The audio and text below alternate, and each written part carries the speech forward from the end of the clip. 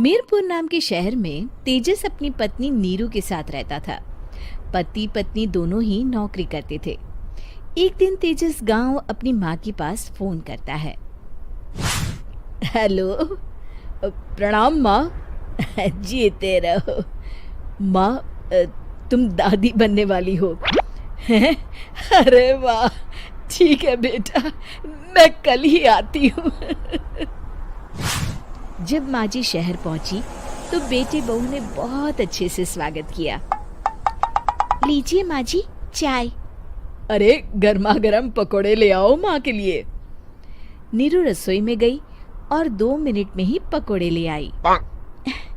जी ये लीजिए। बहू, जादू से बनाए हैं क्या? अभी तो रसोई में गई थी। यम्मी। माँ जी, शीला रसोई में पकोड़े तल रही है, मैं बस लेकर आई। हे भगवान, मेरा धर्म भ्रष्ट कर दिया तूने। अब तो गंगा जल से शुद्धिकरण करना होगा। दूसरे दिन, माँ जी मैंने नाश्ता बना दिया है, ऑफिस जा रही हूँ। पर अभी तो घर का सारा काम पड़ा है। शीला आती ही होगी, झाड़ू पोछा बर्तन कपड़े वो सब कर लेगी। हमारे जमाने में घर का सारा काम हम ही करते थे। जी माँ जी, आप बहुत होशियार हैं, मैं घर ऑफिस दोनों नहीं संभाल पाती।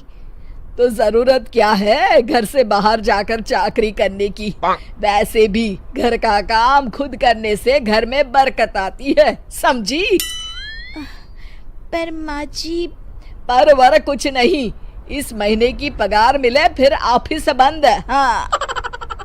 रात को नीरू तेजस से कहती है, सुनिए जी, माँ जी बोल रही थी कि मैं नौकरी छोड़ दूं।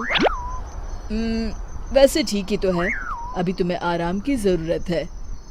फिर भी आराम कहाँ, शीला को छुड़ाने के लिए बोल रही थी। तो अब 24 घंटे में इतना काम तो कर ही सकती हो। पर जॉब पसंद है मुझे, घर पर मन नहीं लगेगा। अगले दिन जब दोनों ऑफिस के लिए निकल रहे थे, मेरी तो कोई कीमत ही नहीं है इस घर में।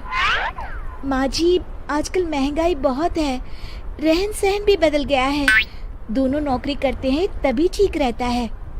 अच्छा, तू कहना क्या चाहती है?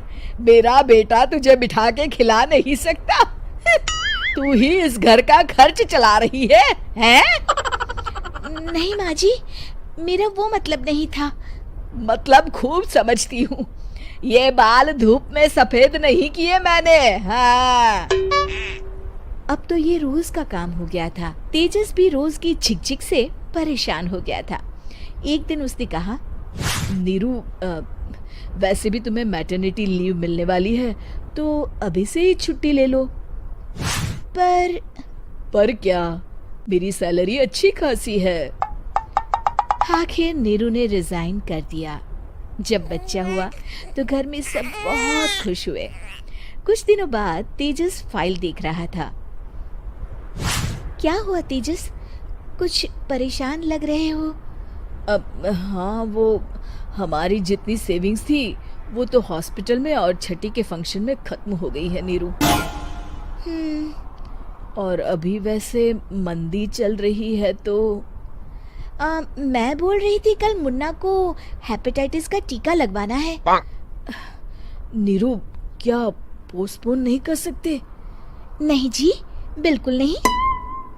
अब तेजस को समझ में आ रहा था कि उससे गलती हुई है। पैसों की कमी का असर घर के माहौल पर भी पड़ रहा था। अगले दिन, बेटा मेरा चश्मा और ये दवाइयाँ ले आना, पर्चा देते हुए माँ जी ने कहा। जी। तेजस, मुन्ना के लिए दूध का डिब्बा और डायपर भी ले आना, और ये किराने के सामान की लिस्ट है, इसे भी लाना है।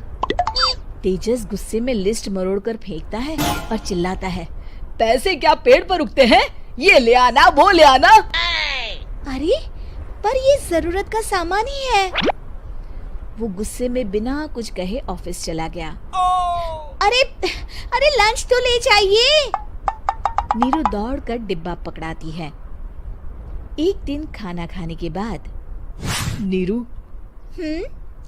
अब तो मुन्ना कुछ बड़ा हो गया, तो अब तुम वापस ज्वाइन कर लो ना जॉब। पर इस रिसेशन में जॉब मिलना बहुत मुश्किल है। ट्राई तो करो। फिर मुन्ना? माँ जी है ना, और एक फुल टाइम मेड भी लगा लेंगे। पर माँ जी, उन्हें तो पसंद नहीं।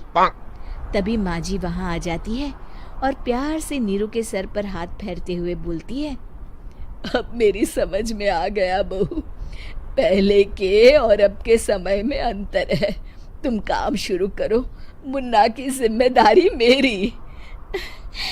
मेरी प्यारी माँ जी।